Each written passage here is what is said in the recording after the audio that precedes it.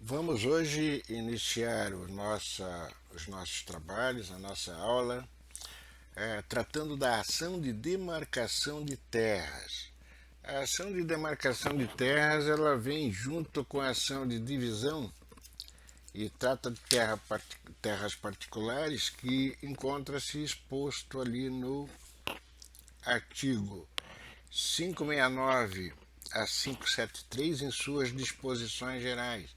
Se vocês observarem o capítulo 4, ele trata da ação de divisão e da demarcação de terras particulares, quando o correto deveria ser ação de demarcação e divisão de terras, porque para dividir, eu necessito da demarcação, ou seja, para a demarcação não existe a necessidade da divisão.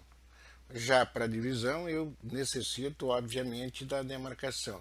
São ações distintas, mas que podem ser acumuladas. Tá? E assim, o nosso trabalho inicial, a nossa aula de hoje, ou na nossa aula de hoje, vamos tratar especificamente da ação de demarcação de terras, e posteriormente em aula específica da ação de divisão de terras. Como noção geral ou noções gerais, até para que vocês possam entender um pouquinho melhor, essa figura jurídica ela vem disposta lá no artigo 569 a 573 do nosso CPC. Como eu já disse, são ações distintas, porém acumuláveis, só que quando elas forem acumuladas, primeiro se faz a demarcação para posteriormente se realizar a divisão. Também há que se destacar aqui logo de início que o nosso Código de Processo Civil em vigor, ele possibilita lá no artigo 571 a realização tanto da divisão quanto da demarcação de terras por escritura pública, exigindo apenas e tão somente que todos os interessados nessa operação sejam capazes e que estejam de acordo com o plano de demarcação ou com o plano de demarcação e divisão quando essas ações forem acumuladas. Nesses casos, há a dispensa da prova pericial, mas exige que o imóvel seja georreferenciado, ou seja, que as suas áreas, estejam devidamente com os pontos limítrofes exatos e corretos. Assim, a partir desse momento, vamos então tratar especificamente da ação de demarcação de terras,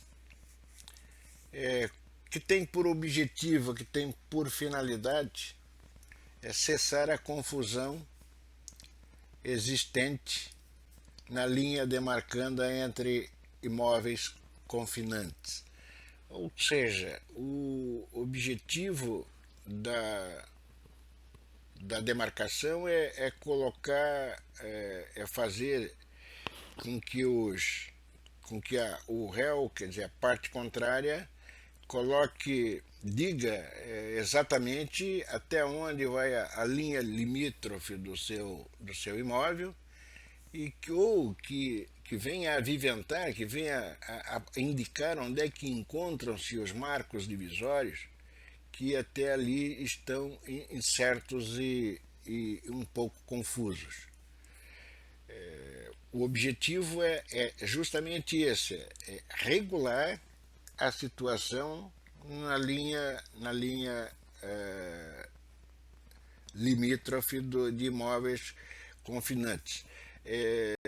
O interesse jurídico é a existência de dois ou mais imóveis confrontantes e que fique demonstrado que inexiste entre eles uma linha certa e definida, ou seja, seja aquela linha que realmente tenha dúvidas, né? Mais adiante eu vou falar da classificação, mas nós vamos ver que a demarcação ela tem algumas nuances que vão estabelecer justamente a regrinha do tamanho da demarcação que eu quero justamente realizar. O interesse jurídico para a ação é justamente esse. Eu vou tentar desmembrar da melhor maneira possível e de uma forma mais objetiva. É a existência de dois ou mais imóveis confrontantes e a inexistência de limites certos entre eles. A legitimidade ativa é sempre do proprietário, seja ele único ou coproprietário, ou seja, quando eu tiver uma pluralidade de pessoas no polo ativo em condomínio. Então, nesses casos, qualquer condômino ele possui a legitimidade para a ação. Nessa hipótese, os demais serão intimados para querendo intervir no processo. Essa intervenção é aquela que vocês estudaram no Direito Processual Civil 1, que é assistência litisconsorcial. Então, eles serão tratados aqui como assistentes litisconsorciais. No polo passivo, todos os confinantes da linha demarcanda. Como eu falei, classificação, né, é importante, porque a demarcação ela pode ser total ou parcial. A demarcação total é aquela que abrange todo o imóvel, ou seja, todas as linhas que circundam o imóvel estão incertas, estão confusas. E aí, nessa condição, todos os confrontantes com o referido imóvel deverão ser citados. Já a demarcação parcial, que é a mais comum, é a que mais nós temos, é aquela que atinge apenas parte do imóvel. E em tais condições, serão citados apenas os confrontantes da linha demarcanda cuja confusão procura o autor solucionar, ou seja, aquele lado do imóvel onde eu quero realmente definir de uma forma clara e precisa por onde passa a minha linha demarcanda.